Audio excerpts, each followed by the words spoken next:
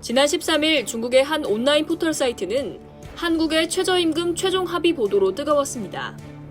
중국 네티즌들은 한국의 최저임금이 9,160원인 것에 부러운 시선을 보냈는데요.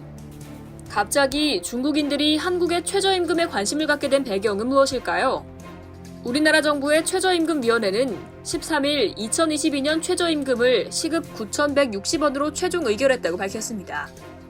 발표 직후 중국의 온라인 포털 사이트에는 한국 최저임금 노동계 불만이라는 검색어가 등장했습니다. 언론들도 잇따라 보도를 이어가는데요. 한국의 최저임금과 관련된 중국 내 보도만 10,000건이 넘습니다. 그렇다면 중국인들은 왜 한국의 최저임금에 관심을 갖게 됐을까요? 이는 중국과 한국의 최저임금 수준 차이 때문입니다. 중국은 지난해 코로나19로 인해 최저임금을 동결했습니다. 올해는 약 5%가량 올릴 예정인데요. 중국 관영 신화사에 따르면 지난달 상하이시는 7월 1일부터 월 최저임금을 현행 2,480위안에서 2,590위안으로 약 4.4% 상향한다고 밝혔습니다. 시급 최저임금은 22위안에서 23위안으로 약 4.5% 상향됐습니다. 중국은 월간 기준 최저임금을 주요 기준으로 삼고 있는데요. 올해 들어 상하이, 베이징, 텐진, 광둥성, 장수성, 저장성 등 6개 지역이 발표한 월 최저임금이 2,000위안을 넘었으며 이 중 상하이가 2,590위안으로 최고를 기록했습니다. 베이징이 2,320위안으로 2위를 기록했고 선전이 2,200위안으로 3위를 기록하고 있습니다.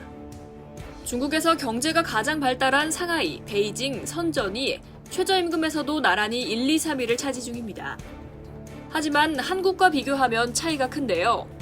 한국의 내년 최저임금을 월급으로 환산하면 191만 4,440원입니다. 중국에서 가장 최저임금이 높은 상하이시가 43만 4천원인 것에 비하면 약 4배 이상 차이가 납니다.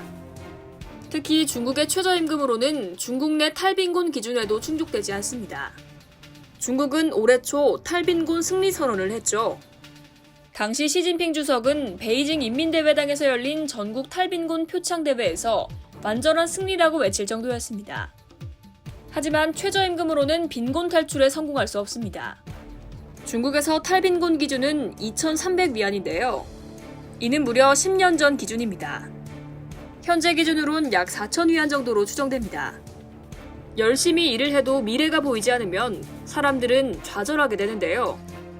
중국에선 엄청난 빈부격차로 자포자기한 젊은이들이 늘고 있습니다.